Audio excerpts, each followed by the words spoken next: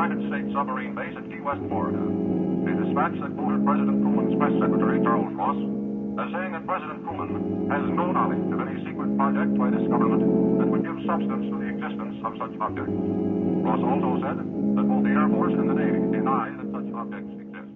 What? I want you to notice how carefully I'm sitting in this chair. I don't even go back. Or if I do, my knee is hooked so that it doesn't. One day I will be blessed again with watching you eat utter fucking shit. Dude, that was so fucking good. What a delicious treat that was. Man. But anyway, we are doing an AMA Anonymous episode, so we have some questions to get through. We sure do. And before we get that, hey, what's up? My name's Noelle, and Cora, I need you to shut the fuck up. Unbelievable. She's so excited. She just I don't know if you could hear it. She barked in the other. God, what is the deal? I couldn't hear her bark, but I just see her like one of those cartoons where she just runs back and forth. And then Apollo's a slow trot. Sometimes he chases her, or sometimes she chases him. That was crazy of her. They don't bark, but something just, I don't know, something tickled her fucking ass the right way and she just started barking. I need you, hold on. I need you to figure it the fuck out, bitch. I need you to figure it the fuck out. She's just so excited to be getting attention. Literally. Anyway, so that's me. Who are you? I'm Chelsea. Great. That's really good. Okay. My dogs are being so fucking needy right now. What is the deal? You stupid dogs don't even like me. Maybe you should just love on them a little bit. I love on them all the time, and then they don't like me, and then when I'm doing something, they're like, hello, can I get a dollop of attention? Oliver's not home right now, so Puffin is being nice to me, but if Oliver's here, Puffin wants nothing to do with me. And he also took wearing those Crocs quite well, which was adorable. I cannot believe you put Crocs on your dog. One of my friends sent them to me. They're like, hey, go look at your porch. And there was a little package on the porch, and I opened it up, and it was 2 little dog Crocs. And we immediately put them on him, and he looks so fucking cute, man. They look a little insane. I wish that they were more biblically accurate, if you will. I want to see if I can get him a little bit bigger. But at the same time, I bought him, I dropped some cash on snowshoes for him, but he would just flip them off. So I don't think that Crocs would stay on. Because he has some PetSmart brand shit, bitch. Perfect material to chew up, too. Yeah, he did chew on one a little bit. He flipped it off and took it and ran away. Good for him, honestly. Yeah. Speaking of chewing things off, let's answer some of these fucking questions, huh? Yeah, some of these weren't questions. So there was maybe an I miss you. You should post more selfies. Absolutely not. To our Instagram that has no selfies. I think they were talking to you because you do post selfies. I don't post selfies. So I'm not one to take a selfie. I am one to be like, oh, my eyeliner looks really good today. I'm going to put on my self timer and snap a picture. But I'm not arm in the air, lips. Okay. What is this? So pursed? Matters. You know what I mean? So you just set up a timer to take a picture of yourself, but it somehow doesn't count as a fucking selfie. Yeah. Okay, that's fair. I can see the distinction. Thank you. So question question numero uno. Biggest red flags for a girl. Biggest red flags for a girl? Mm-hmm. Well, women are perfect, so nothing. But I would say, okay. And this is fun because I don't want anyone to feel bad if this applies to them. These are just generalizations. Of course, you can fall in between the cracks and be an anomaly or be an exception. Uh-huh. But I would definitely say... Also, let's make a quick distinction because when I first read it, it was as a girl, what are the biggest red flags to me? Mm-hmm. But now that I'm rereading it, it's biggest red flags for a girl. So not biggest red flags about girls, but biggest red flags that a girl perceives. I read it both ways. You know what I mean? Well, we can answer both. So I would say biggest red flags that I see in women. The first one is a really big one, and I think everyone will agree, are women who are like, I just don't have a lot of girlfriends. I don't have a lot of, you know what I Yeah, mean? I'm not really friends with girls. That is my biggest fucking red flag. Yeah. Anytime a girl says that she's not friends with girls, I don't want to be her fucking friend. Yeah. Why? Because, like, why don't you have... Girls are so easy to be fucking friends with, man. Yeah. You could spit in a girl's face and then be like, I'm sorry, I was just having a bad day, and we'll fucking forgive you and buy you coffee. And like the other thing is when they add on to it, it's like I've just always naturally had just more guy friends. I just don't really get along with girls. And even in their statement, they're putting down like other women just for existing. Yeah. And they say like they're catty, they're gossipy, and they start like listing off all these things. And to that I say every accusation is an admittal, period. Like Yeah, I agree. I don't trust women who don't support women. And like I say this as someone who doesn't support all women because I think some of you are bitches and some of you are wrong. But to automatically just be like, nope, I don't like other women because I think they're to this, that, and this. It's like very much pick me energy, and I cannot stand it. And all that says to me is that you have betrayed women who loved you and cared for you and respected you.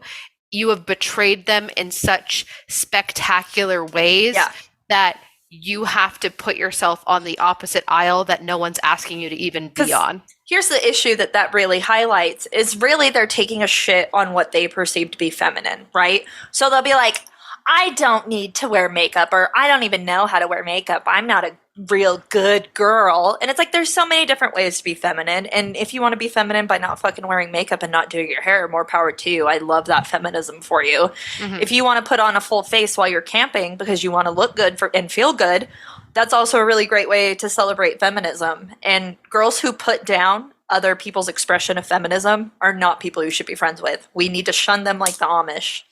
Period. Like straight the fuck up. I think we all used to be like that in a sense. Like I very much used to be like, oh, why is she wearing makeup at the gym? And now it's like, fuck bitch, I put my eyebrows on when I go to the gym. Yeah. I don't want to look like a sperm head. Yeah. Like, yeah. Come on.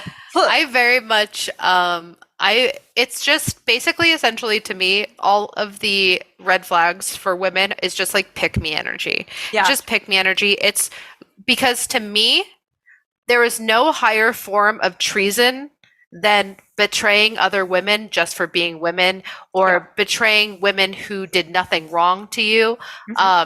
You know, and this is like what girls who specifically go after people in relationships. These are girls who just put down and do not value healthy female relationships. These are girls who talk shit about like girls who want to be fucking bimbos, girls who want to be like, you know, like the number one throat goat, girls who want to wear a fucking face full of makeup. Like anyone, they put those people down. Like that is no way. Like you are fucking vile, you know? Yeah. And you want to know what came up on my Facebook memory was, remember when my ex was stupid and posted the picture of them cheating on me by like switching, like it was really obvious. Anyway, remember you posted a picture of a girl drinking water on my Facebook page? Yeah. And the pick-me who was going after my partner at the time said that was bullying and anti-feminist. And I just remember being like, bitch, you are offended by water. Yeah. So it's also dehydrated people. The 1,000%. rabid snake in the grasses. Yeah. Pick-me's. Yeah. Yeah. There's no place for pick-me's other than underneath my fucking boot. So that's where they can live and breathe and stay. I would say red flags for men. God, it's just like, how much time do we have? Yeah. I think it's honestly, actually, it's kind of like the same thing. It's the same gripes. Period. Dudes aren't actually. feminists. Yeah. Well, not even like because every self-proclaimed male feminist is the worst person I've ever met in my fucking life. Well, when they You know when what they I talk mean? about it, but they don't be about it, right? Yeah. But it's like Um, it's the same shit though. It's dudes who devalue women, dudes who devalue female friendships.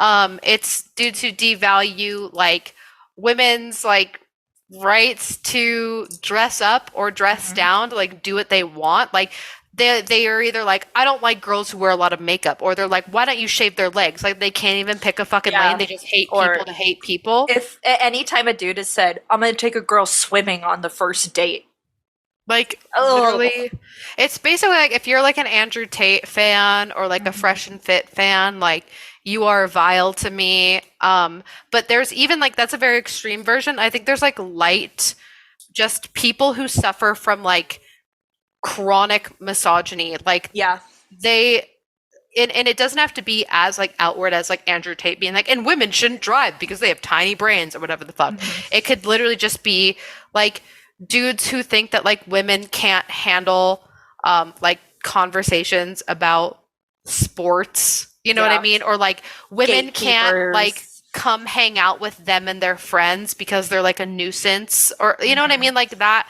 those It's- weird like lines towing the line of that toxic misogyny. Yeah, it really is that the people who kind of gatekeep what masculinity should be. Mhm. But I feel like in some of the most masculine moments that I've ever seen have been dudes when they're in like a completely vulnerable situation or doing things that aren't traditionally masculine. Like for example, Oliver took his mom to get a pedicure for Mother's Day and had his toenails painted.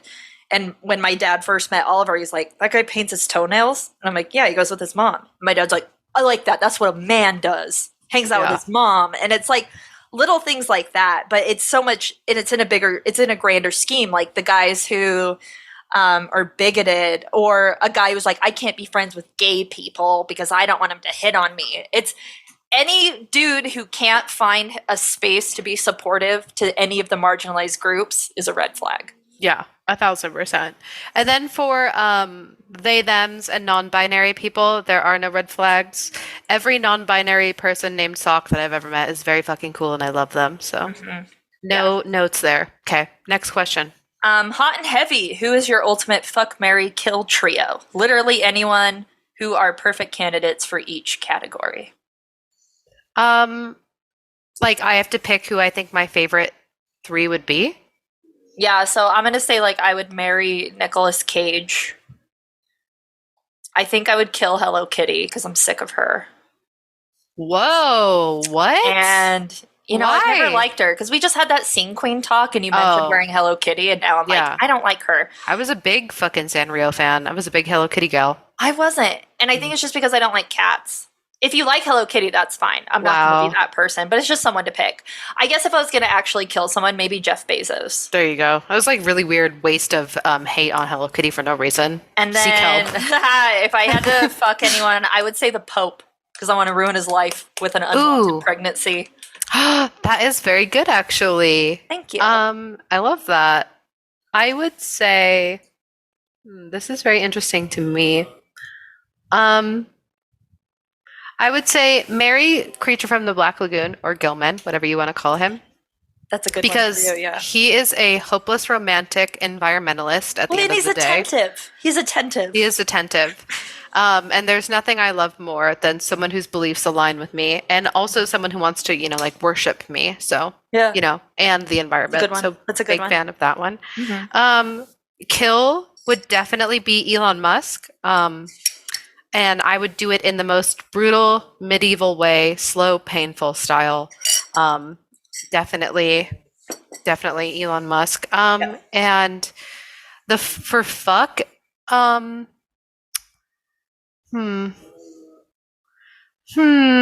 See, I liked your nefarious fucking, Mhm. but I feel like I would want to have fun. You know what I I think mean? the Pope would be fun. You think? Dude, imagine the inside access you would get in the fucking Vatican if you had an unwanted pregnancy over his head. I would be set for life. I could go into that library that like they suck all the air out of. Um, You know, that is true. I That could read is the true. coolest shit. Well, I'm gonna choose to not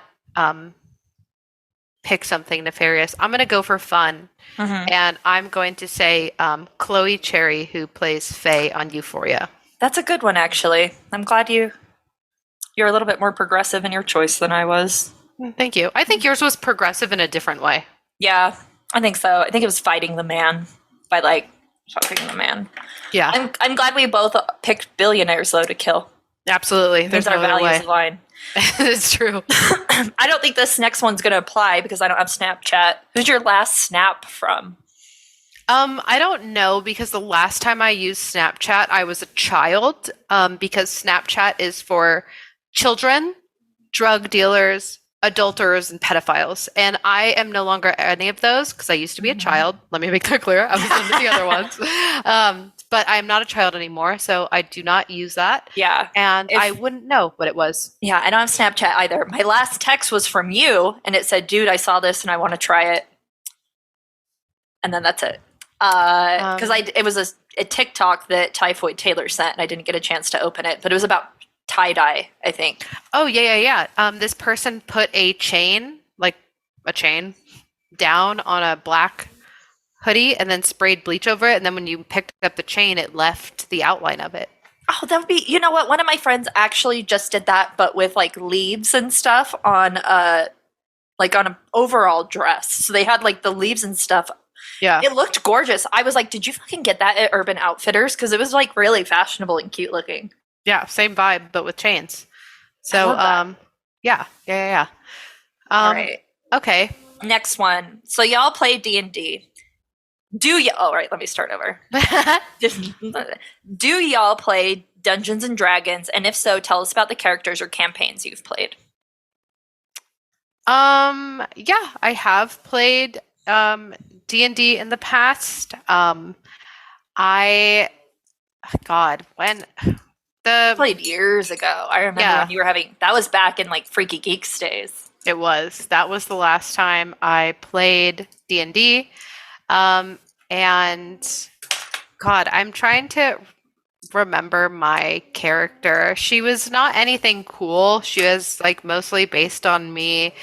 And she was some sort of like assassin. I think I went like dark elf assassin or something like that. Our dungeon master at the time was Colby. And I know that he was like doing D&D stuff on Twitch. Like he's a really great dungeon master. I couldn't recall anything about the campaign, not because it wasn't good. It was good and I enjoyed it. That was when you know how like your brain will block out memories to try to protect you? Yeah.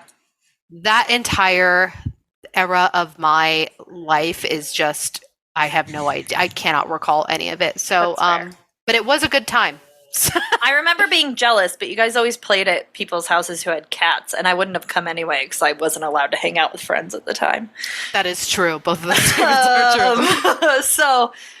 Yes, I have played. My first dip into the world of role playing was when I joined Lancer Realms, which was a LARPing group, and my character was like a mermaid hybrid who could grow legs on land, and she would throw darts.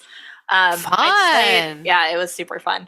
I played a Pokemon RPG, but we went full murder hobo and killed Officer Jenny and then had to die. But that one was really cool because I had a Snorlax that had Hyper Beam. And he didn't have a limit on how many times I could use it. So there was no recharge or no refresh. So essentially it was just a broken mechanic that I exploited in every game. But I had a Cubone that I carried around, and the Cubone's mom was killed by Team Rocket, which isn't like a lore that I made up. That's just what our DM at the time bestowed upon my Cubone. But what's really cool is that there was a ghost Pokemon that the Cubone's mom possessed, and it followed me around. That's pretty super tight, actually. Shout out to Mike. He is a listener. He was our dungeon master for that, and I'm sorry that we rioted and killed Officer Jenny and ruined the campaign. Well, I like that. It was fun. And currently, I have been playing a Star Wars RPG for the past 2.5 years every she's Sunday. no joke about it. She's no joke about it. Sometimes I hate it because it interrupts our friendship. It does, because anytime we want to go out and do anything, I'm like, I have to be home by 2:45 for Star Wars. Yeah. Even my family knows. My dad will be like, do you have your little Star Wars thing on Sunday? Or do you want to come to a family barbecue? And I'm like, we call it your little Star Wars thing as well. Yeah. So my character in that is a Twi'lek named Klepto. And what she started out as was a master thief and was very good at what she did, had high skills in skullduggery. And she had a little robot named Jeeves, which J33V-E5, which is fun, But what it's morphed into is a drug addict, insane person. Because we've been playing for so long, the characters just get away from you at some point because she's been shot in the head so many times, and she filed her teeth down into points, and they're all blackened out. And during an espionage, she tried to put on a fake mustache, which she stapled to her face, and now it is molded and rotted, but she still keeps it on there. But she also has high charm. So whenever I have to do a charm or a will check, I get fucking perfect every time. So she'll come into a place and be trying to sabotage everything, but she gets such fucking good scores at it. And she's just absolutely disgusting. And also a concert pianist, and her parents are very rich, so she doesn't need to steal it all. Typical klepto behavior. Right? Yeah, isn't that fun? That is fun. Which is also fun because in our very first, it was supposed to be that they were a group of smugglers who came together trying to scrounge for scraps and make their way through the galaxy. So we would go from job to job to get money to make new adventures possible. On our very first campaign, we robbed a hut and stole all of his fucking fortune. So we've all just been independently wealthy for the past 2 years. So anytime something comes up where we have to pay money, what was supposed to be a big character plot point of us having to steal to make money is now we're all just super fucking rich and money doesn't matter, but we still participate in crime. As you should, honestly, as the best criminals do. Yeah, so we'll go and rob people for 5 pennies, but we'll spend $20,000 on grenades to go do the job. I love that. Fucking fun. And that's why RPGs are fun. Okay. Yeah. All right. Favorite Hanson brother? Taylor for sure. Mine's Taylor. He's the cutest one. You think? I haven't looked at the Hanson brothers. I know. Well, the problem is that right now they are actually all very ugly. Well, they're all super procreate for the earth energy too. I think they all just have a massive Mormon amount of children. Oh God. They give me how can I explain this? Looking at a current day photo of them, they look like they are advertising to stay-at-home moms and Draper to join their pyramid schemes. Yeah. And they're like, if you sell, $20,000 worth of leggings, we will fly you to Maui. And that is just the vibes I get from them. So I'm going to go ahead and say none of them. Oh, okay. I remember because I had two sisters, so there were 3 siblings. We all picked a Hanson brother. And I always had to get the youngest one, who I think was Zach, but I really always thought the middle one, Taylor, was the cutest. I never liked them, and I never thought any of them were cute. If I want a problematic bad boy from the 90s/early 2000s, it was definitely Aaron Carter. It first went Nick Carter, and then when I realized Nick Carter was too old for me, Aaron Carter. So, you know what I mean? I would say my favorite Hanson brother is Aaron Carter. Did you ever have weirdly problematic crushes when you were growing up? Because I think one of my first crushes was the devil from Legend, and I don't know why. You're so right about that, though. Also, Darkwing Duck's nemesis. Who was Darkwing Duck's nemesis? Darkwing Duck nemesis. He was an orange. Negaduck? Negaduck. Negaduck, yeah. Let me take a lookie. Oh yeah, he was a baddie. Oh my god. Yeah. Yeah. Look at that cape and the mask. He was very much Yeah, like, I I'm was. gonna rob you, bitch. Yeah, Negaduck. I was very much as a child was like, him and the. Yeah. Anyway, new question. I was very attracted to Shigo and I still am, so That's fair. I think it's a healthy to like have crushes on. I think that like helps your sexuality grow in a healthy way to not assign love to genders or That's even true. realistic characters because we all know that Dimitri from Anastasia too can also get it. So also I always have been a fan of the bad boys, Scar, honestly. Kill him again, baby. You know what I'm saying? No. the red genie, Jafar's genie. Oh my god. Also, low key, also though, Jafar. Yeah, Jafar, I appreciate in my old age now. I'm like, honestly, he had it right. That nepotism was bullshit. I agree. Everyone was Nepotism is incapable. bullshit. Yeah, so Yeah. So Yeah. I also like you just trust someone with like that level of fashion. Like you know that they know how to like fuck. like so. a goatee is gross, but a twirly, long, singular goatee made up of like 3 hairs. Yeah. Something about it And- appealing. And also that his best friend is like a sassy parrot. Like, yeah. Just Gilbert Godfrey. Yeah. Fucking kidding me? Hell yeah. So No, I would rather. I don't like monkeys either, so I don't want to hang out with Aladdin. that's so true. Well, we're in a pandemic called monkeypox, and I'm convinced it comes from monkeys. Otherwise, why would they call it that? It definitely doesn't, but I love don't that care. for you. So, do you think you could obliterate Tucker Carlson One Punch Man style? Absolutely. Are you kidding me?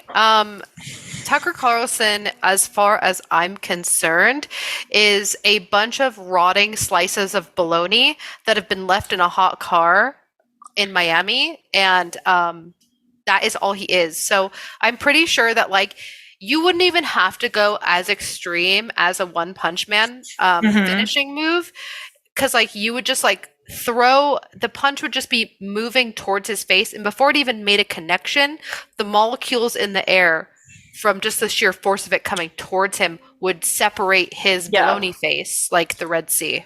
If I had a chance to punch Tucker Carlson, like maybe right now I wouldn't be prepared physically, but I would like M. Night Shyamalan, Lady in the Water type, just work out my one arm so I had this like giant Hellboy beef stick just growing out of my side, and then I would get his ass. Yeah. I also don't know. I think I would do the old switcheroo and like just punch him right in the wiener. I mean, yeah, of course. The thing is like you don't even have to go like full Saitama on him. You can just throw any sort of force his way, and his body will shrivel up and die. Yeah. I think it would like his chest cavity would open like the Sarlacc pit, but it would just be like an old man with no teeth gumming you. Yeah, it would be like in The Thing where the chest cavity opens up, but rather than like opening up to like a jaw mouth, and it would just be gummy. Be like a really yeasty vagina. Ugh. Next one. Kanye is the best. Change my mind. Well, okay. I need to leave Kim alone. That was my answer. I've already answered this in great detail, and who's Who's messaging us so much about Kanye? Do we ever talk about Kanye? I mean, no, but the thing about it is that I am so over Kanye because I used to genuinely love Kanye, like truly, like. I talked about it on the Instagram AMA that like when Through the Wire came out, I was like in middle school. I was getting ready like at 6 a.m. to like, get dropped off early, watching music videos on MTV or VH1, whatever was showing them. And when I saw that music video and I saw like the footage of the crash, and I saw him with his mouth wired shut in the booth, like rapping, and then all of a sudden like the sound of his voice and the like wired shut jaw, I was like, holy shit, this guy's fucking insane. And like I'm not even a religious person, but I remember watching Jesus Walks and being like, holy fucking shit, this is like cinema, like truly this is storytelling, this is like emotional. And then he put out funny shit like Kanye's workout plan that had fucking RIP to the Queen and a Nicole Smith in it, like everything about like what Kanye used to be was like, so I loved every single second of it. And I don't want to like get into like the albums and shit like that. You can go look at my response about like talking about Yee and Life of Pablo, and of course like the downfall with like the slavery was a choice pro Yeah. Trump Kanye that came after that, and then like gospel records like fucking Jesus is King. It just goes into more bullshit as time I goes think on. that's a man burdened by talent, you know? Like, I think he just suffers. I think that's a man burdened by not taking his medication on time or every day. Definitely. And also, when all you do is surround yourself with yes men, you have no one there who can hold you accountable Yeah, it's and like do Justin the right thing Bieber. for you. Yeah, exactly. So, All right, corn versus flour tortillas. ooh, this is tough. I This is don't care. tough. I don't have enough of a Oh palate my to God. distinguish That's the true. difference. Chelsea can't They taste the taste. same. I want to say corn tortillas, but I just think I like to toast or fry my tortillas before I turn them into anything, whether that's a chip or a taco, or a burrito. So I will definitely Mhm. say flour because you just get a better crunch on that. It's fair. This one is going to require we open our Spotify. It's what's in your Spotify top songs. I don't even know How how to can you- find that. How can you look that up? Do you just like do top songs? That's what I was just going to say. I'm like, I know Spotify does like the year in review, Oh, yeah. but I don't think that that's it. You could do like top 50 of like, oh my God, people are probably screaming because there's for sure. Oh, there it is. My tops. I can tell you your top songs. Do like your top songs. Where I are can they? do- I have your top songs 2021, but I don't have like a recent your top song. Oh, me too. Whatever. We'll just do 2021. My I top. was in a different place. All right, let's just do 2021. It's fine. My top songs of 2021 were "Gospel for a New Century," Miss. Wait, hold on. Mine's so fucking boring, man. "Holiday" by Turnstile, "Them Changes" by Thundercat, "Run" by Joji, "After the Storm," Caliuches, "Half Believing" by the Black Angels, and "Roses Are Falling" by Orville Peck. Fuck, dude, mine's so boring.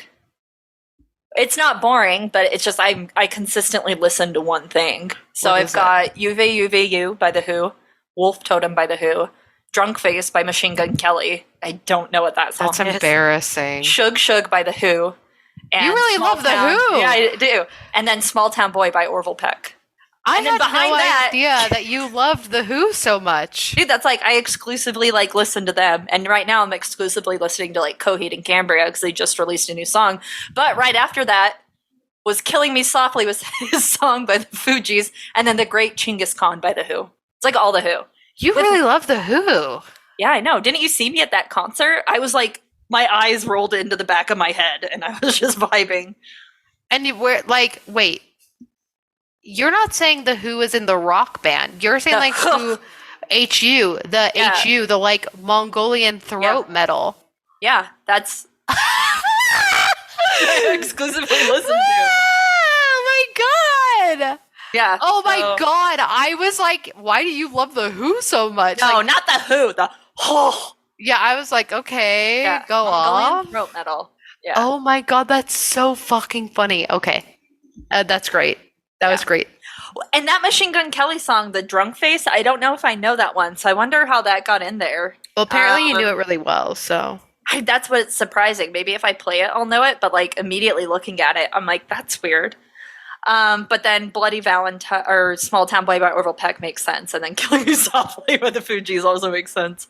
I gotta soften it up now and then, but The Who What? is just so fucking good, man. I can't believe I was like, why I- does she love The Who so much? I'm But really no. glad that you actually came to that show with me. And I remember I was so fucking sick, You were. but I was like getting over being sick. So we only went to that band. It was, and when we were in the very back, and then I was just like vibing with my arms up, like with It my was- eyes closed. Definitely an experience for sure. Yeah. I had no idea what I was getting into, and nothing could have prepared me for it. Oh, it was so good. Oh.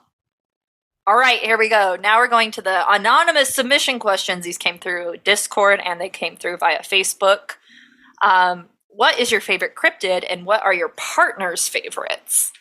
So I actually asked Ty what his favorite cryptid is, and he said the Loveland frog, which we actually haven't covered. It's Ohio folklore. I have an episode started on it. Really? Yeah, Yeah. I Well, just haven't done it he actually knows nothing about it, but he's a big fan of frogs, so that's why that's why he chose that. We'll definitely have to do one.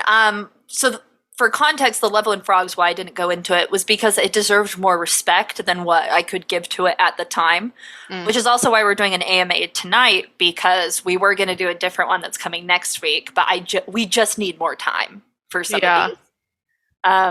That's cool. What's your favorite? I mean, it's tough for me because I feel like it just depends. I don't know. Like, let me think about this.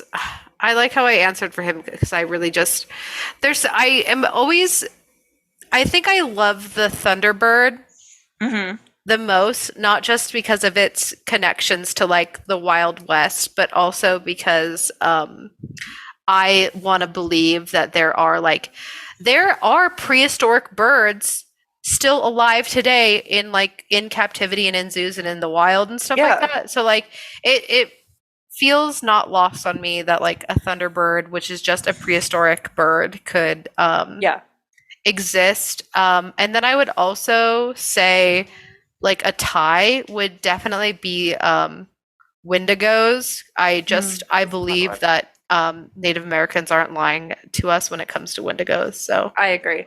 I do want to make a shirt. You've given me an idea that just says, I believe in every cryptid, because I personally do believe in every cryptid. I buy them hook, line, and sinker. There are very few times where I'm like, I don't think that's real. I believe in every fucking cryptid. And why wouldn't you? Yeah, I mean, true. I already know Oliver's favorite. It's a Sasquatch, and a Sasquatch by any name. So Yeti, Abominable Snowman, that is Oliver's hands down favorite. He's got a big Sasquatch tattoo on his body. He has a full leg sleeve of a Sasquatch on one side, partying and camping in the summer, and then on the back, a Yeti with an igloo and like snowboarding in the winter. Like, yeah, that's his favorite for sure. Yeah, 100%. For the longest time, mine was like anything aquatic, right? And this is the preliminary answer. So it was like either Nessie or mermaids were my favorite, but they have been usurped by the Fresno Nightcrawler, the Haunted Pants, which you gave me, my little plushie who sits there. I look at.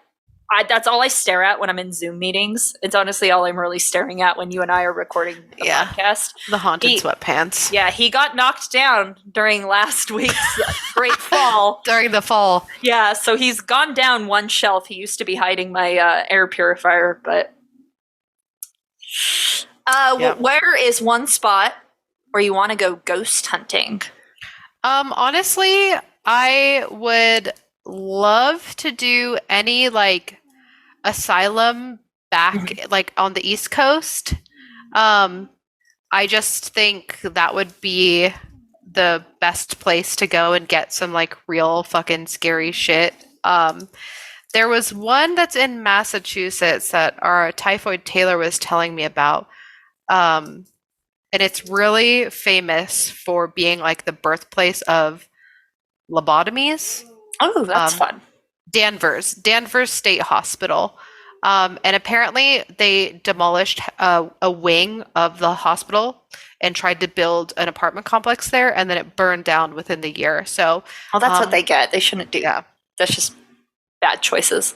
Highly haunted. And I would also say, honestly, anywhere where we can perform the Estes method, the human Ouija board, which I definitely think we should do this Spooktober. We 100% should do that. Let's save up our money for a spirit box, because that's what we don't need. even have to like buy a spirit box. We can just download one of the channel changer apps and then put on like the new AirPods are noise canceling. I know, we got to do that, man. I'm so down for it. My opinion of ghost hunting is like, I'm going to drink water when I'm in the desert. I would love to go. My answer is always going to be yes to ghost hunting. If I had to pick, I would want to go somewhere where there was like a disappearance, right? So you want to say like Roanoke right off the top of your head, even though those people probably just assimilated into the native population. I think that would be fun. There's also Flannan, the Flannan Isles Lighthouse, where the lighthouse keep just fucking disappeared and they never found evidence of him. Any like disappearance like that. Fucking John Benet Ramsey's house. That is actually so interesting that you want to choose disappearance, because I would like a place of high violence and you just want mystery. You know, does that not speak to how we are as people? Because earlier you were talking about watching a Netflix show, and I was like, I don't want to watch it unless I can read the Wikipedia article to know how it ends. And you're like, you're fucking wrong for that. But it's funny that, and we always see this, and I know you're going to make fun of me when I'm like, it's because you're a Slytherin and I'm a Gryffindor. But we even had this, like, the same house responses during the Great Earthquake of Utah, where you laid in bed and were like, I'm just going to die. And I, like, kicked the door open and I got puffin and I stood in a doorway and I was like, it's me versus the earthquake. Yeah. I think that is interesting. Like, I would go to somewhere of high violence, right? I would go anywhere. It's like what I was saying. I'm not going to turn down water when I'm thirsty. Yeah. But if I could pick, it would be a mysterious disappearance because that itch has to be fucking scratched. I gotta know. It is, it is very interesting that we are the way that we are. Where do babies come from was another question. Anus. Yeah, your mom's house.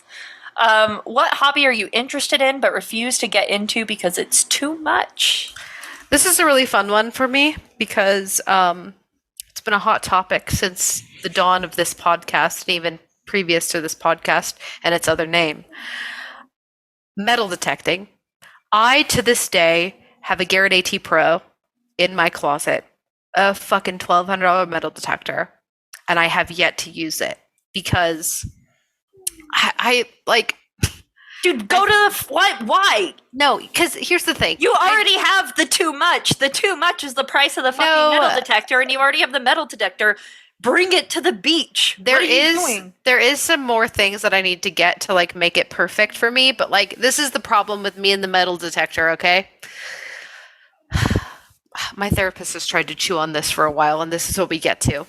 It's like it was such a hyperfixation thing for me to like be obsessed with watching metal detecting videos, to like be like, this is what I would love to do. Like in my free time, I would love to travel and metal detect. It's like modern day treasure hunting. But I've like put it on such a pedestal that if I did it and all I got were bottle caps, it would wreck me to a point that I could never return from. Because like I got into metal detecting when I was in such like a dark spot in my life, and it was like the thing that just gave me joy and hope for the future. And if it does not like live up to what I've expected it to be and built it up to be, it would crush whatever piece of optimism keeps me going to this day. I actually buy that hook, line, and sinker. And here's why. Joseph Campbell, who's like one of my favorite writers, and he was a good friend of George Lucas. So obviously like a lot of his stuff with the hero's journey is in Star Wars. He wrote a story about a man who wanted to chase mermaids, right? Because when he was a little kid, he would chase mermaids. And then he grew up and he grew up and worked, and everybody would be like, what are you working for? And he's like, I'm working so I can retire and I can go back to chasing mermaids. And he did this for his entire life. Like everything fell to the wayside. He did have a wife. He did have kids. He had an entire life built, but all of it was really just passing the time until he could go back to what he really wanted to do, is chase mermaids.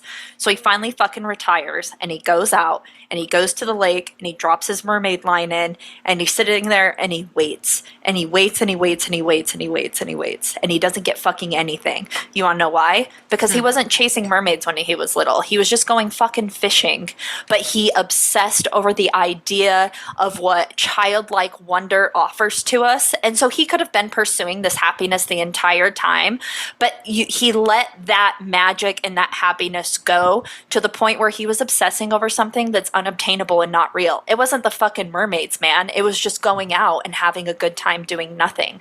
That's the real fucking mermaid here. Yeah. But he obsessed about something that he knew he couldn't have because we want to rob ourselves of our own happiness.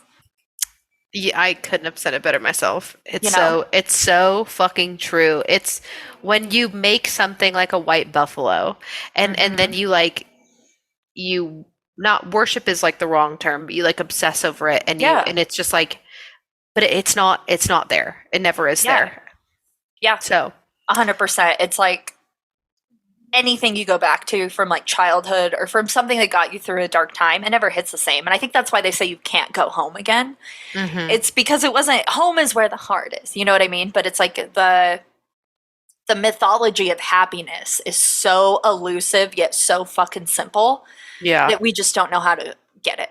And I Well, think then that's- also like the mythology of happiness, and especially when it's like either capturing childlike sense of wonder or it's like capturing like moments to keep and maintain your happiness, whether you're struggling with it or what have you, being in that almost creates like an echo chamber because its whole purpose is to like enjoy and block out. And so you don't even see reality or the negative or what have you. So like if you try to go back to it, if you try to do it, it's the reality is never going to taste as sweet because it never was reality in the first place. Yeah. And I feel like that might be metal detecting for you. Like, is it metal detecting? Sure, that could be fun. Or is it just getting out of the situation you're in? Is it finding shit from nothing? Is it being able to go around and just getting evidence that something's bigger than you and being able to take it home in the form of treasure? It's all of that can be like, you know, not to diagnose, but it's Yeah. just a lot of people should read that book by Joseph Campbell. I think it's called like The Myth of Happiness or like The Book of Happiness or something. Well, no, that's 1,000% it. Um, But what about God, you? that's sad. I would like to, it was super sad. I would like to get into scuba diving. It's just expensive, and I also always wanted to be like a marine biologist, but now it's like, what am I going to do? Go fucking go back to school? I'll just die Yours sad. is actually very attainable. You know that Typhoid Taylor's mom and stepdad are avid big scuba divers. I'm sure it's obtainable. I've always thought that that could be the thing that replaces roller derby or just like takes. It's I can do. That's the thing with your fucking metal detecting. Go get the metal detector out of your fucking closet and go do it. You know, Yeah, it's no. like it's the burden of initiative Yeah, is what I suffer from. yeah, it's true. Well, So, well, this if we question ever- turned out to be sad. I know, right? Well, if the one thing I can do for you is take you scuba diving because it is easy and fun. I will take you metal detecting, but I'll take you somewhere fun and help you find treasure. I'll fucking go out the day before and hide treasure so that you can find it. There was a girl on TikTok who was like, I used to think this beach was like made of magic because we would always go like sand combing and we'd find the greatest things in the world. And she's like, I came back 15 years later with my own kid and I realized that it was just my dad walking ahead of us with a pocket full of stuff, Yeah, dropping it, making sure Dude. that they had a good time. chasing fucking mermaids, man. That's what I'm saying, man. Happiness is so simple and obtainable, and we make it something that has to be mythical so that we can't have it. Anyway, what's your favorite food? I'm gonna fucking die. Speaking of unobtainable, my favorite food is like a good wok fried noodles with vegetables, but I can never make it as good as like somewhere like Charlie Chow's can. Yeah. But it is my favorite, and I dream of it often. Oh, mine is just French fries, man. Skinny little crunchy bastards. Do you like the double fried ones, the frites? Have you ever frite before?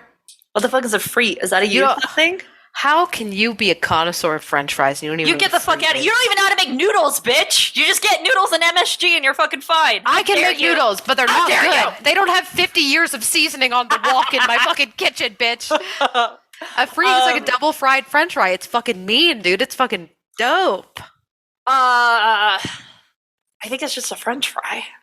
You're wrong about that. So I could be wrong. I Yeah. will take you to Charlie Chow's if you get me a frite one of these Okay, days. I think you can get them at Burge's, that like really famous waffle place. I've never heard of that before in my life. It was on Diners, Drive-Ins, and Dives with Guy Fieri. I- You know, wow. Let's go. Okay, Let's well, go. let me And on know. the way, we'll fill up on Charlie Chow's. Is it in Utah? Yes, dude. Where? Like there's like I think there's like 2 locations downtown. There's one in Sugar House right next to the Sugar House liquor store and that thrift store. Oh my god, that's such a stone's throw. I actually know where that is, and I don't know where anything is. Mm-hmm. That was my liquor store when I lived in Sugar House. There's the like German. That's it. Burgers. That's it. Oh Yes. my god. Okay, then I know what it is. Did I get their fries there though? The frites. It's called like Frites. Burgess waffles and frites. or Yeah. something. Oh my god. Let's fucking go there on Saturday. Is that tomorrow? Yes, but I'm very busy tomorrow. Okay.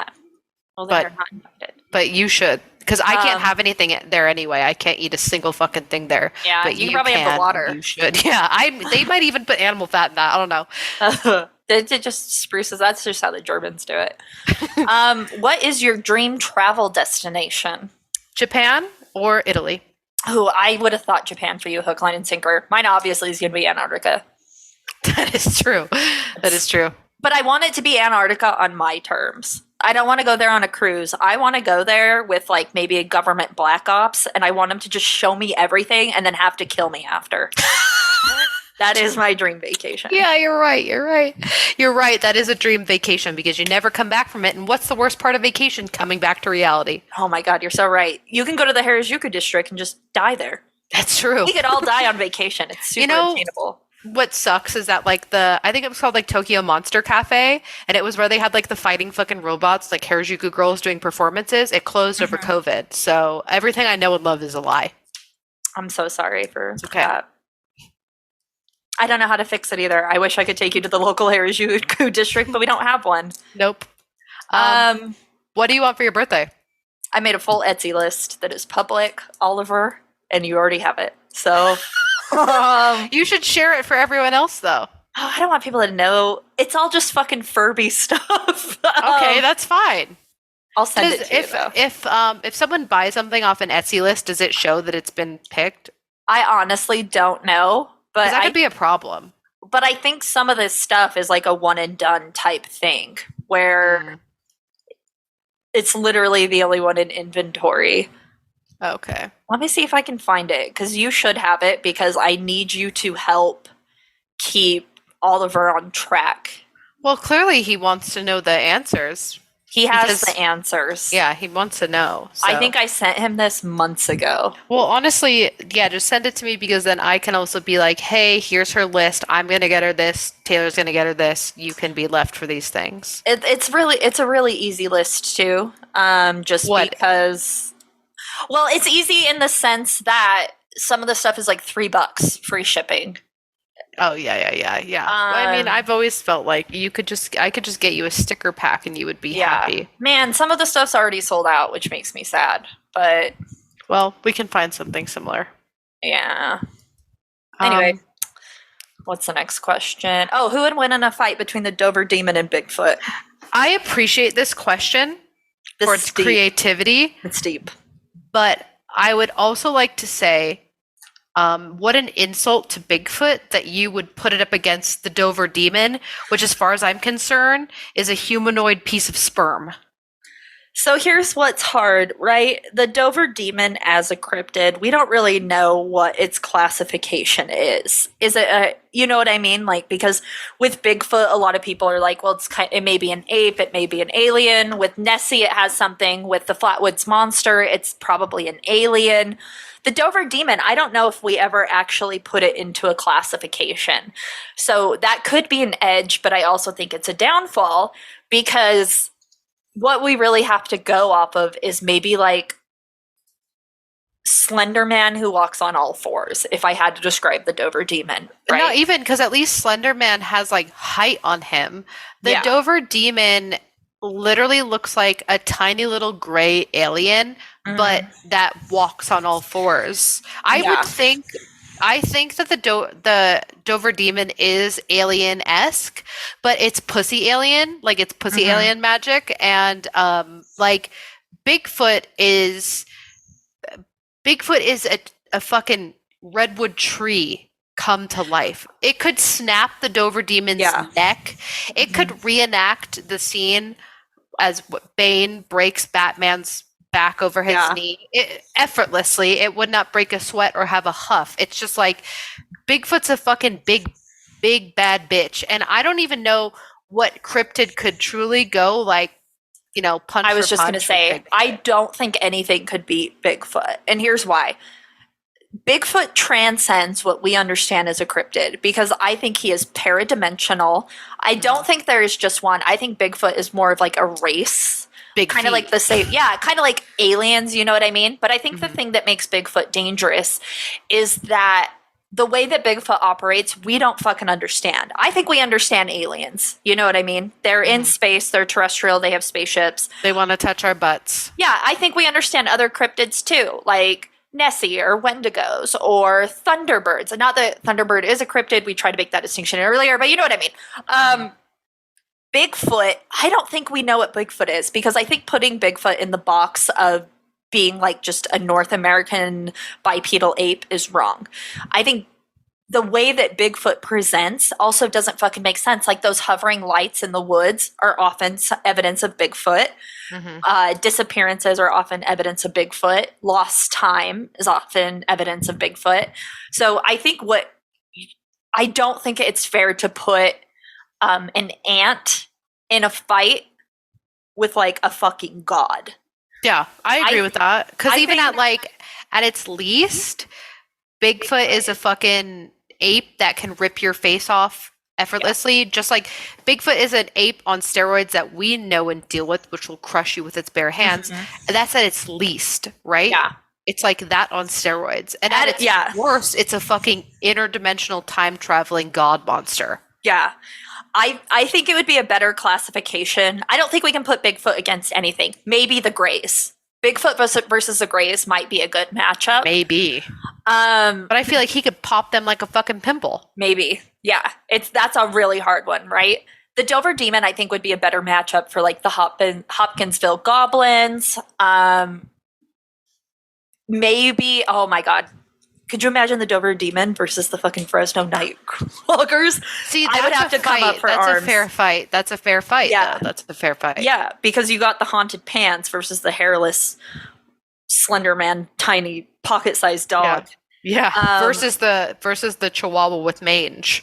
Yeah, so I think that would be a better fight. But I think saying like Bigfoot, it would be literally like what would a scrap of fabric do against the fucking sun? It's just not comparable, and it's not a fight. And that's really unfortunate. I wish there was a better answer for it, but until we can get to the bottom of what the fuck Bigfoot is, I cannot put my name next to an answer other than the fact that he is untouchable, as we know. I think it's fair to say that who would win in a fight between the Dover Demon and Bigfoot? Bigfoot, period. 100%. But it's just because I don't understand Bigfoot.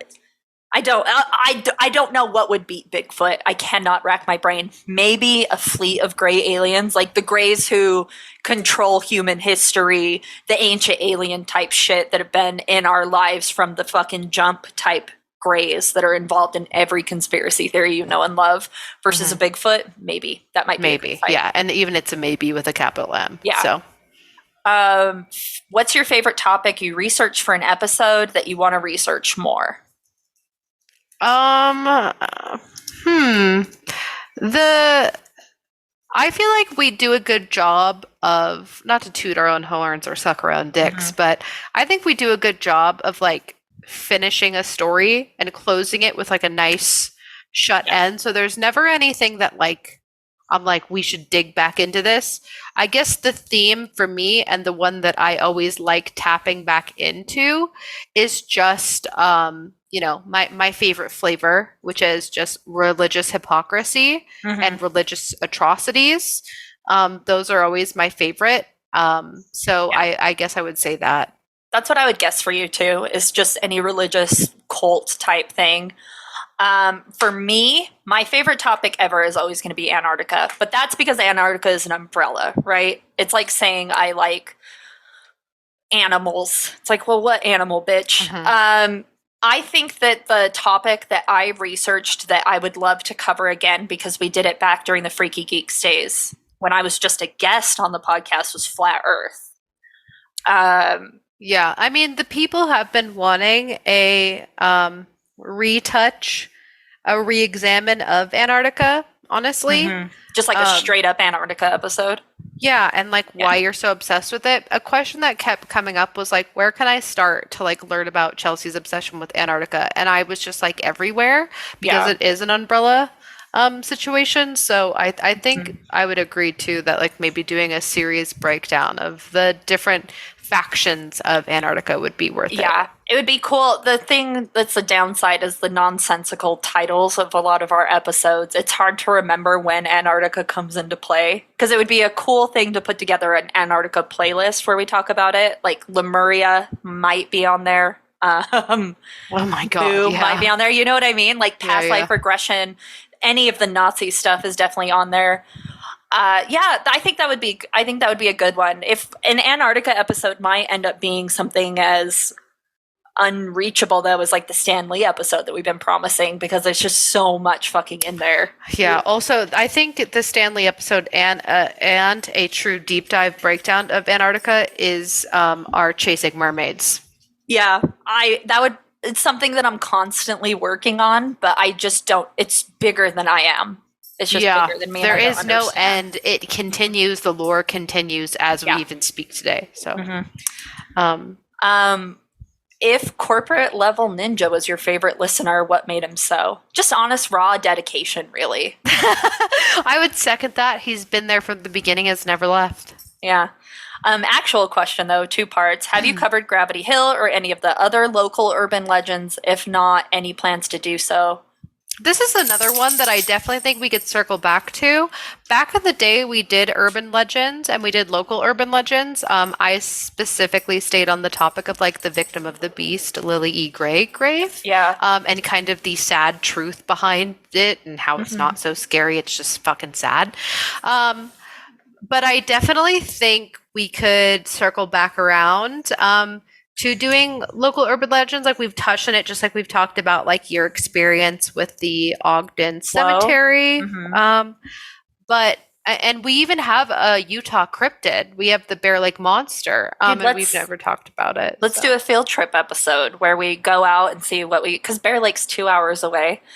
Let's go out and do like a Bear Lake episode. Gravity Hills in Salt Lake. Flo is in Ogden. With Flo, we might have, now that I'm not like cute and little, we might have to get permission to be in or like let the police know that we're there doing something so that we don't get arrested. What are you talking about? I go to the cemetery at night all the time. I don't know. They ran me out last time, and There's a I difference never went between back. you and I. That's true. But I definitely think this could be something we put into the Spooktober episodes, not just with doing an Estes Method human Ouija board session, but also checking out our local urban legends. So we also coming to you live, folks. Just got a new question through Instagram. How do you think the world will end and why? Global warming. Climate change. The world is already ending. And why? Because we allowed it to. Corporate greed. Yeah, corporate greed, capitalism. And I was actually talking to a friend about this the other day. I was like, well, because she was mentioning the tweet that I had posted where I was like, the world wouldn't just end. We wouldn't just get a meteor. We have to have this slow and painful burn, and it's what we deserve. And that's honestly very slay of her. And I agree with all of that because we have been given every chance to do something, but we are bound by invisible chains that we have made powerful and have allowed to actually become powerful. Because I think the illusion of the illusion of the struggle of change is what stops everyone from doing anything. And now we're officially past the point of being able to do anything. There is no reversing. There is no stopping. There is just bracing. There are things we can do to slow it, but that's not going to happen because at this point, we've been so choked out by capitalism and corporate greed, and also the failure to help and maintain third world countries. Because whereas we are in our abundance era, like they are still powering cities off of like crude oil and gasoline. And so like we're out here like if we all just got, energy efficient cars, meanwhile there are other countries that are literally going through their version of an industrial era like we did, which ended up being the like biggest contributor to pollution and environmental damage. And it doesn't matter if every single person on earth did everything right. If corporations and the world as a whole isn't going to help these countries. Like, if corporations aren't going to change the way they do things, and if we as a globe aren't going to help everyone, not just us and like the big countries, but everyone also make these changes towards like clean and renewable, yada, yada, yada, nothing will change, nothing matters. And I think also we are so choked out by capitalism and corporate greed that we would all rather have our $9 frappuccinos sitting at our desk watching the world burn around us, because at least we have those things. And at this point, I don't blame anyone for that. Revolution is hard, and we are in a system that was designed to punish you for trying to do something. You can't unclick if you wanted to, because you are forced out of participation in the workplace and in society. You try to stand up and fight, and you are punished by not being able to pay your rent, pay your mortgage, pay your bills, put food on the table, put gas in your car. The moment your Wi-Fi goes out, you're disconnected from the world. You are punished for attempting to try, which is why supporting unions is so important. But also, I've gotten past the point of blaming everyone for not doing anything and just being like, we can all hold hands and drink our lattes as the world engulfs us in flames. And the fun part about that is we will all die and we will all suffer, but she will remain, and she will regrow, and she will repopulate just like she always has. Yeah, we're going to burn ourselves out for sure. Which makes me sad, man. I wish we could do more. How would I want the world to end? Maybe like a fun way, like aliens, but it's going to end. We're going to kill ourselves off. Yeah. Oh, that one was sad. Sorry. Who's your favorite Pokemon and why? Jigglypuff, because she's annoying and wants attention, and Psyduck because he always has headaches. Oh, you know what? I always related with Psyduck for that, and Jigglypuff just because of the napping. I think my favorite, though, has to be Snorlax. Growing up, it was always Ponyta, which is weird because I'm not a horse girl, but it was always just drawn so cute. I think you were like a closet horse girl, honestly. Which is weird, right? I've like never been that big of a horse girl, but I was obsessed with Ponyta. But I also love Bulb. Honestly, I love every Pokemon. There's very few I don't like. Like Mr. Mime, he can go. I'm actually down for Mr. Mime, honestly. I think he's a little freak. I think he's a little freak. Not a Mr. Mime. I think he's a little slutty freak. But you know what I'm man, saying? I love Snorlax. I also think Bulbasaur is fucking perfect. So yeah. Oh wait, we haven't gotten to that one yet. We have one of my favorite questions coming up, but considering the recent advancements in artificial intelligence, do robots deserve rights in society? This one's fun for me because I actually think kind of yes.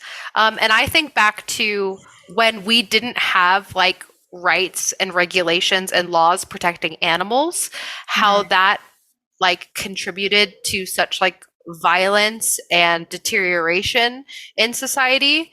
And I also think it helped, like, by putting those laws and rights on these like beings that aren't necessarily it's like sentient like us or whatever, also allowed us to like pinpoint where violence can occur and start.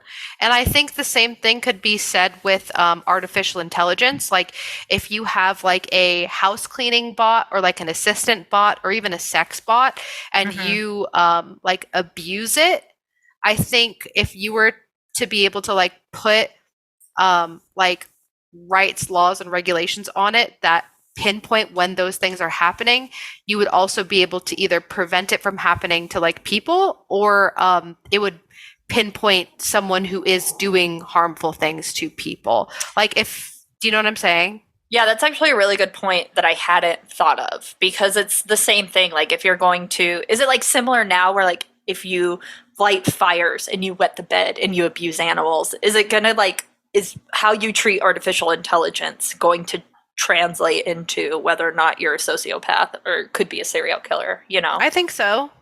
But you know because what? It's allowing you to abuse and cause violence against something that's supposed to represent us. Yeah. And at the end of the day, that'll just make you comfortable with being violent and aggressive towards things that represent Yeah. us. Man. So I think it would be a starting point to that.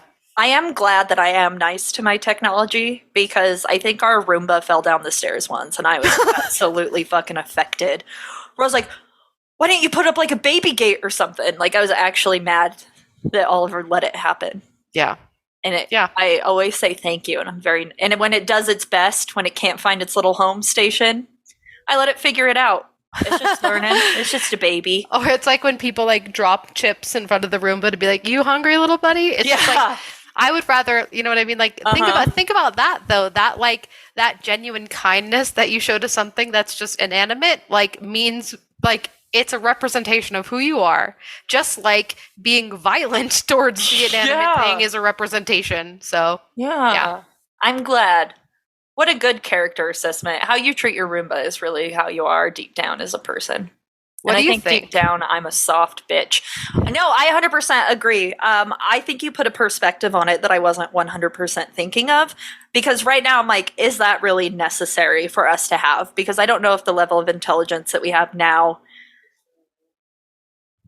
requires that kind of care and attention. But I think with where we're going, it needs to be a conversation, because at some point fucking women weren't even a conversation, and we're going backwards right now. So why not put fail safes in where once stuff starts to get sentient life, or hits synchronicity, or whatever you want to call it, yeah, I think we should, let's try to do something right before we burn off the planet.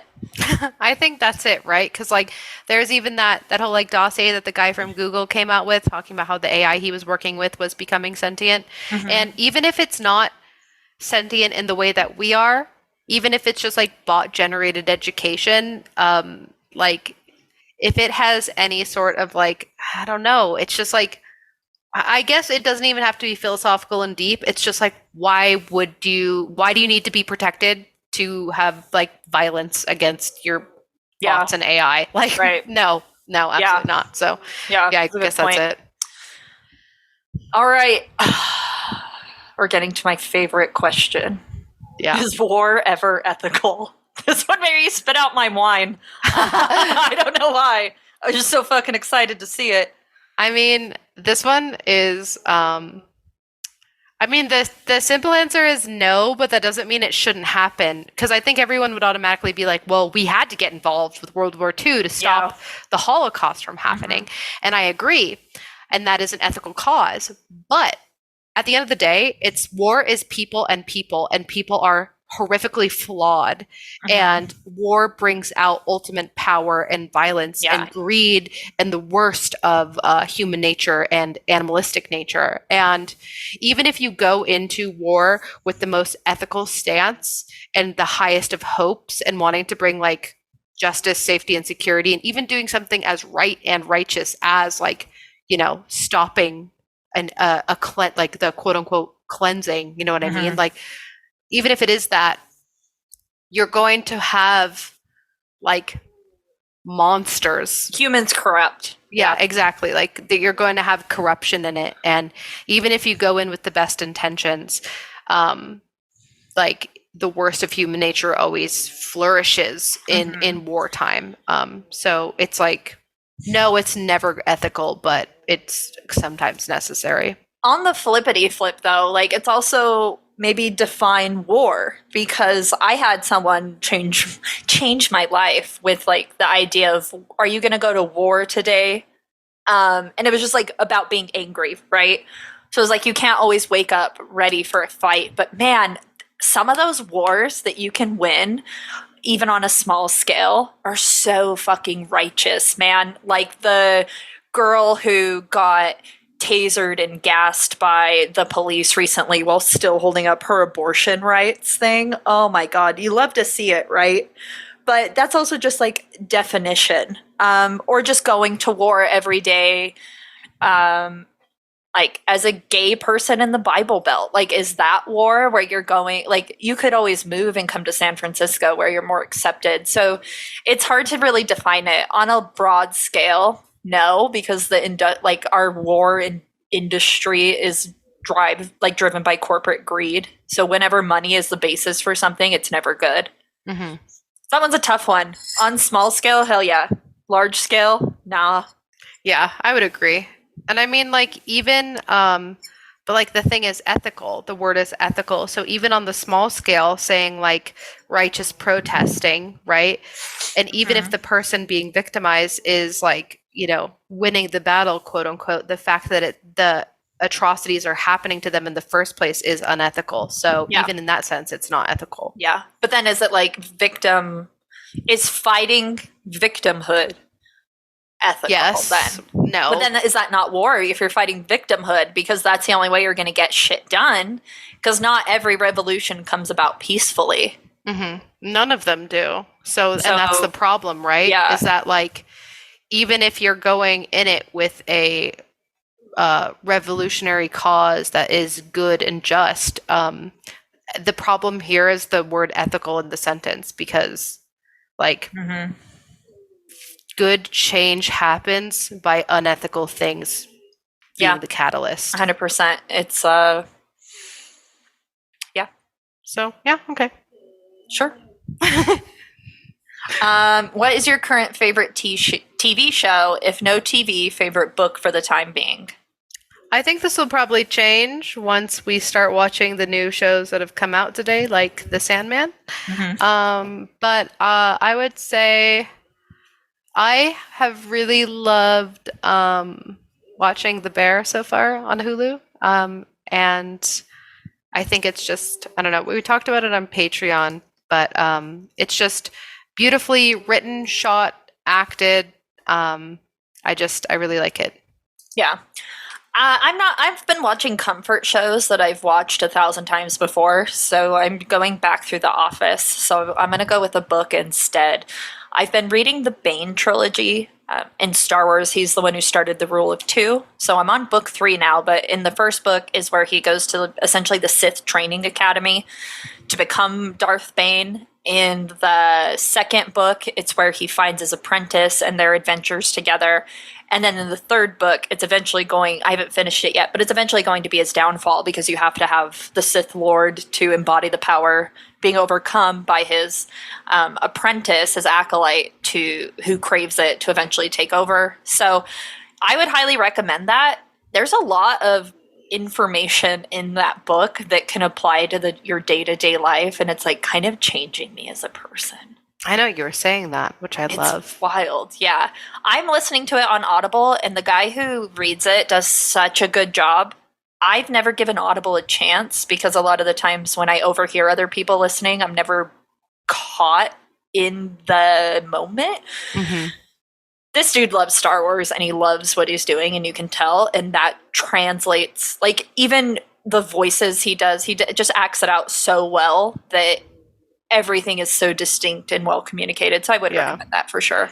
Dude, like I am not a fan of audiobooks, but when they hit, they hit. Like I remember when I was rereading Lord of the Rings, that I found a ripped copy of an audiobook online that was like free, obviously. And it was a British guy, and like he was doing voices, singing. It was just like watching a movie. It was fucking great. Yeah. But, love it. If I'm to give a book recommendation, I would also say Zizek's Like a Thief in Broad Daylight, Power in the Era of Post-Human Capitalism. He's my favorite fucking guy in the whole entire world. Read all of his shit. What were you going to say? No, I was just saying when it hits, it hits. I was going to agree with you. Oh my God. Can we also talk about it? Every time I listen to the podcast back, I realize how many times I interrupt you, and it's driving me crazy. I don't think you do, though. I don't think you do. I think you're just being over analyzing yourself. I think you're just doing that. I don't know. I wish I wasn't the way that I am. Well, same. Who would win between you in a fight to the death? Noelle would. I don't even think it's a question. See, I would disagree kind of, because I think maybe like a year from like a year previous, yes, but I am so decrepit. I'm like about to turn into like dust, like it's the end of Indiana Jones. So honestly, at this point, anyone's game. Here's my idea. Just the effort of trying to kill you in a fight would kill me. So I mean, that's fair. I am taking myself out just with genetics. Yeah. I mean, it might be a situation where we both die. Yeah, where we both just like go in hard, and then we eventually start swinging and huffing and puffing, and then fall down, and we're just both done. Yeah. Most embarrassing moment in 2022. I don't really get embarrassed, but I think the highlight of just a gaff was falling out of the chairlift. Yeah, I would agree for you. That was definitely the most embarrassing moment. But I'm in the same boat. To be embarrassed, you have to care, and I just don't care. So I don't get embarrassed easily. Maybe just like anytime I go out without makeup on, because I'm just like, I could be doing better, and it's embarrassing that I'm not. Yeah, I'm even trying to think of. Hold on. I used to get embarrassed Cora! a lot. Sorry, she's having dog dreams and she's barking. In my old age, though, there's like few things that you really start to care about. I'm trying to think. Maybe my most embarrassing moment was when I didn't notice a light turn green and someone honked at me, and I was like, "Ooh," and I went. But it's so minor that I don't really remember. That would be an embarrassing moment as well. Yeah, that's a hard one. 'Cause, yeah, it's just. I don't really get embarrassed. The things that would like mostly embarrass people, it just like doesn't bother me. So yeah, I perpetually feel shame, but that's different than embarrassment. Seek help on that one. Yeah, where people like talk to me or about me, like in team meetings, like, "Hey, Chelsea had this idea." I'm like, don't fucking talk about me. Don't acknowledge that I'm here, and then I just turn my camera off. You're crazy. That's what that is. If you were given access to the top secret government library of all information to look up one thing and finally get the truth, what would you look up? This is a really fun one because anything that that would be like my first reaction here, I already know the truth, so it doesn't matter, right? I know that the CIA killed JFK. I know that the royals killed Diana. You know what I mean? Like, these are things I know. I know that Area 51 actually doesn't have shit in it, right? Not anymore. They moved it all to Colorado. I just don't even think it ever did. I think it was a purposeful misdirection. It was a red herring always. It's just like these things I know to be truths and to be self-evident. So I think that the real secrets I want to know about aren't here on Earth. I think they're above us and around us. I stumbled across a Reddit thread right after the telescope pictures came out recently, being like, I work for NASA and there's like evidence of like a fucking Earth destroyer, like a star killer, and they're like covering up and not talking about it. Like, I think we know so much more about space that's terrifying and scary, and I think that's what isn't being talked about. So, dude, or even our own oceans, you know? Yeah, straight up, you know? Again, it's going to be Antarctica, but that's kind of cheating because every conspiracy leads back to Antarctica. I would like to look up oh my God, this is so fucking hard because I do just want to say Antarctica, but I don't want to keep regurgitating questions. Well, what specifically, if you had to choose like one thing specifically under the Antarctica umbrella, like what? Like flat Earth? No, I think flat Earth comes back around to Christianity in the end. But I think maybe the Admiral Byrd papers about seeing an extra landmass on the way to Antarctica would be really fun to learn about, because essentially that comes back to elitism, where we have extra landmass, where we have untapped resources that like the Illuminati or what have you have access to, and that's why they're not worried about any issues, because they're maintaining theirs while milking all of ours until we're all dead, right? So they're taking care of theirs. That would always be super fucking fun. I think it would be fun to also maybe find out, God, this is a fucking hard one, man. It would be cool to see if there really was anything in the bottom of the ocean, if there was any information where you could see like terrestrial life forms that we aren't allowed to know about, or extraterrestrial life forms would be fucking fun. Yeah. I mean, I think that kind of ties into like my above us, like, yeah. So, okay. Easy enough. Which one of your partners is more likely to meet a stranger and become best friends with them at the bar? I think Oliver for sure, because I think he would instantly become someone's best friend off the bat just from a simple hi, whereas I think Ty takes longer to warm up, but by the end of the night he would be. Yeah. Does that make sense? I agree. I have seen how Oliver interacts at the bar. Like, there have been times where someone sat near us at a bar and Oliver introduced himself because he thought they were part of our group and I just hadn't introduced him yet. And he's like, "Hi, I don't think I've met you. My name is Oliver." And then he talks to him and I'm like, "Who the fuck is that?" He's like, "I thought that was your friend. I was just being nice." I'm like, I've never seen that person in my life. I've also had situations, rare, it's only ever happened like once in my life, where someone offered to buy me a drink and hit on me, and somehow they ended up not talking to me at all, but buying Oliver a drink and hanging out with Oliver all night. And I was like, the switcheroo.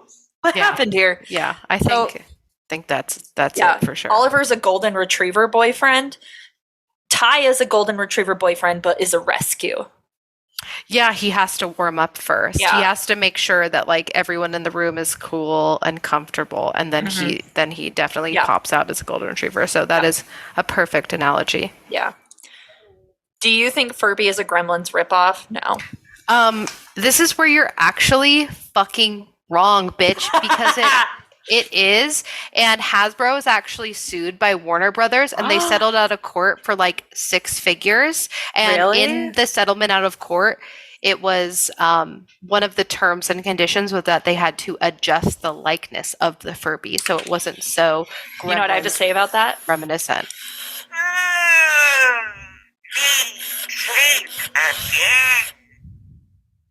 We meet again? That was No, me threatening. sleep again. Oh. Remember how I said some of them have that sleepy disease? So this one has the sleepy disease, so it takes a few times to wake him up.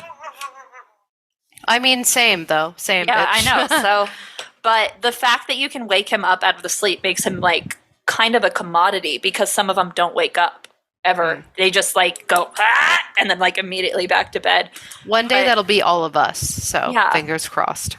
That's actually really interesting. I think initially, yeah, I would buy into that it is a Gremlins ripoff, but I like that they become their own thing. Like you know how Lady Gaga, a lot of people were like, "Oh, she's just derivative of Madonna," but now she's her own essence. Maybe that's what Furbies could be. After all, Yeah.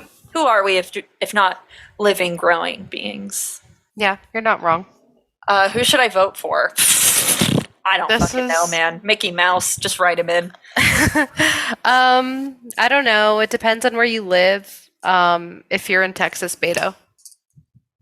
Yeah, honestly, like in a perfect world, I don't think Biden would run again, but you know he's going to. So I don't know. I don't know. Hmm. So like, yeah, don't vote. I don't know, man. Do your research. Yeah, just do your research, and if you're unsure, vote who's less likely to take your rights away, I guess. Yeah. When will you finally answer for your numerous crimes? Noelle got off scot-free for running a hobo down in her car, and I think we joke about it so often, but nothing ever came of that, which is so surprising. I didn't have a car for like a year because it was in evidence. I know, which is why. So I remember at the time you were like, your car was a lease, right? And that was also part of it where you had to like go bring it back. And I the had people, to buy it. I had to buy 'cause it. You were like, the cops have my car. It's an evidence. And they were like, too bad, bitch. So there is no protection against if like your car is state's evidence for Yeah. crime. They will make you buy the car. Yeah, and for like double what it was worth, just because they knew they could, because they couldn't do a lease inspection to revalue it, so they were valuing it off of what it was when I took it off the lot. So, get fucked. That was Yeah. punishment, and Yeah. that fucking homeless man lived when he should have died. Terrible. For Noelle, why so much hate on Chelsea getting her degree in cryptozoology? Is it because you don't want to call her doctor? Or is it because something is missing inside of you? That one thing that makes you want to champion all of your friends' accomplishments and dreams. Jesus, I hadn't seen this one. I thought you wrote this for sure. I didn't write a single fucking question. Don't lie, you fucking lying I bitch. really didn't. Oliver was like, "Can you guess which question is mine?" And now I wonder if it's this one, but I thought it was the birthday one. I don't think it's this one, honestly. I don't think it's this one either. That This is 100% was not me. This is someone who cares about you more than Oliver. Oh my god, that's not even hard. Just kidding, Oliver. You're great. I would say if you want I'll give you both answers, my serious and my funny answer. Um, because I think that Chelsea paying for a degree in cryptozoology is once again falling into the trap of capitalism and corporate greed that we have to pay for an education, where she probably has more knowledge about cryptozoology than any person or course paid for could give her. I am very much a proponent of you don't need to pay for university to have an education and be educated. I think that that is an elitist fucking lie that has been spoon fed to us. I think college is a scam, and I believe that this is as well. Not just because it is an actual scam, but also because we should stop perpetuating paid education. Education is a gift that everyone deserves as a right. So there's that. Well, I didn't know you were going to give like an actual good fucking answer to that. Yeah, bitch. I'm yeah. not paying for the education. I'm paying for the title. You of can doctor. give yourself a title. That's the fun thing. I just need everyone to realize that this is a hypothetical situation, my lawyer told me to say. You can lie on resumes. You can lie who your references are and just put your friends and say they're your bosses. You could just say you are a Dr. Chelsea Bloomfield of cryptozoology. Who's going to question that? The fucking neckbeard who runs the site from his mom's basement? I wonder if I could reach out to the college that I did get scammed into attending and see if someone there would like, I don't know what it is, like a fellowship, like offer me a fellowship where I could just write a thesis and defend it to get the doctorate without having to go through the education process of it. Because you know how some people can get like an honorary doctorate? I wonder if that's worth pursuing. I actually have a friend who is a doctor. I wonder if she would fellowship me. Oh my God, what if I just reach out to my ex? Who's an actual doctor, a medical doctor, which is less fun. But my other friend is a doctor has a doctorate in geology. Yeah, I think get you like might have anthropology. Yeah, you might have a better one there. But yeah, that's why. And my fun answer is because I don't need Chelsea falling into another scam online, frankly. Yeah, Spencer Pratt already broke my heart, and I still haven't learned from it. She's already spent $75 on plastic beads from China that were non-refundable. We don't need this as well. Yeah. Who's your favorite demon? Easy, Noelle. That is true. I would probably also say, I think it was like Zuzu or Zozo, the one that possessed Regan in The Exorcist. Pazuzu. Pazuzu. I think it's Pazuzu. Because remember, that's what Brawler named her ferret. Pazuzu. Yeah, so I remember her ferret's name. And that's how I know it's that. I don't know enough about demonography. I'd have to look it up because there's demonology. I think I just proved my point. Clearly, bitch. But we've done episodes where we've kind of talked about like the hierarchy of hell, which I do think would be fun to dive into. But there's like a billion different demons out there. Like it's insane. There's different classes. So that might be like one of those fun things where we go into like dark biblical history or like forbidden biblical stories because there's, you know, like the Book of Enoch was taken out of the Bible and that's where it talks about giants and shit. Mm-hmm. So that might be fun to go into. Lilith apparently is a demon. Yeah, she's a hottie. If I'm going to have to do one though, I think I just might as well throw some love out to the Dover demon, which is different, but the alien. Why not? Okay, last question. A really good one to end on. Yeah.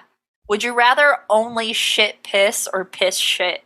If you say anything other than shit piss, I think you're wrong.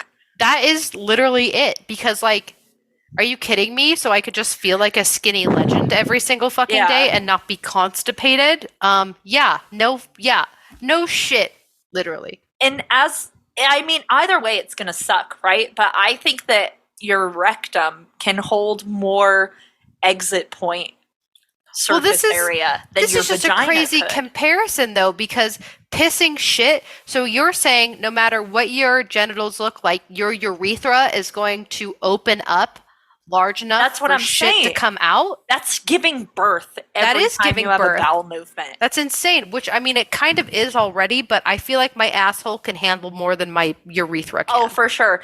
I've been suffering with probably Giardia or some sort of parasite, and I'm fucking fine. Yeah, like when I was prepping for my colonoscopy, the prep was horrible, but the shitting piss essentially was a fucking walk in the park, and I would do it any day. A welcome change, really, of just what's going on. You know what I mean? Yeah. Because everyone's like, you need to go to the doctor for your Giardia. And I'm like, do I? I've never felt better. That's what I'm saying, bro. I'm like, I love when I get a stomach bug and I just walk out like, let me try on those pants that haven't fit me in 3 years. Right? Yeah, no. Yeah. Anyone shit who piss says, all day. Dude. Yeah, shit anyone piss who all says day. piss shit. I think people who want to piss shit are the same people who don't want robots to have protective rights, and you gotta stay away from them. That's the truest thing you've ever said. Going back to the top of the episode, that is the only red flag to care about. That is actually true. That summarizes it all. Yeah. That's the last question, man. Yeah. Speaking of last questions, the question you will never need answered is who's looking out for you? Who's number one? And let's go ahead and throw them hail Satan. Hail whoever submitted the question who said, is war ever ethical? Because that one just really tickled my fancy. I fucking died when I saw that. I choked on my wine. I know. I would also like to hail that person because I was like, I did a quick glance over of the questions and I was just like, tis this not the duality of humanity to be like, would you rather shit piss or is war ever ethical? Is that not the duality of humanity? Yeah, I fucking loved that question. That's what I really want to turn into merch. Is just, is war ever ethical? But then have like a sex robot like posing. You know the anime girls who bend, oh my god, make a waifu pillow, but with like a Roomba. Dress sexy with is war ever ethical? Remember how I was saying I want to make those shirts that's like the Facebook targeted ads? That would be great. I'm just a girl who loves her Roomba who doesn't think war is ever ethical. We should turn these questions into a targeted ad. I think we should do that, but we desperately need a fucking like sexy waifu, but her face is a Roomba. Then it's like it's war ever ethical. Oh my god! Holy shit! We need that for sure. That can be done in minutes. Oh my god! Oh you need to hit up our friends at. Is it Validity? Validity, yeah. Validity. Sorry, my public. Hit up our friends at Validity because they have those like waifu images that are like the free images. Yeah, it's VELLEITY. We follow them on Instagram and stuff a lot. So if you go and search for them on our Instagram page, they're there. We can also share them on our like Facebook page and everything. But because they gave you the best, they gave all of us the best gift. Yeah. Which was the sexy Pikachu foot thing. Yeah, just my favorite fucking like layered gift. Yeah, and they're also local to Utah. But they are so fucking phenomenal. It's like staring into the face of the sun. Sometimes I just can't take the talent that they have. That's true. And then I look at myself and I'm like, if I were a robot, I'd let people be shitty to me. Yeah, but I'm so serious. You need to hit them up about that because I know that they have something that they can work. Okay. Also, speaking of reaching out to your friends, if you go to the link in any of our bios on any of the social media platforms, you'll find our link tree, which has links to pro-choice resources, also research, our merch page, which we've got fucking new cool designs up there. We have the Every Day is a Beautiful Day to Be a Hater, the 2 versions, the floral and the barbed wire. And we also have the Behead Billionaires shirt, which is fucking sick. In that link tree, you can also find our Patreon. $1 gets you in. New episodes every week. You sign an NDA, so don't fucking say shit, bitch. Loose lips sink ships. You can also find a link to Kelly Holloran or at Wildwood Owl stickers on Etsy. She also does a bunch of other cool shit, so check that out. You can join our Discord server there as well. It's always fun and poppin'. And for whatever reason, I don't know how you're listening to this right now, but if you need help finding another way to listen to us, you can also find links to our Spotify and Apple Podcast, all that good shit. Yeah, and if there is any question that you just had to ask, send it, we'll just answer it right away through Instagram. Or honestly, we can always, if people have more questions or want advice or continue to dive into the is war ethical debate, send it to us. We'll talk about it next episode. We'll warm up with that. We'll open up with that before we dive into the episode. Even if it's just like 1 or 2 questions, doesn't matter. yeah, I love that. Cool. All right, Let's get the fuck out of here. Bye.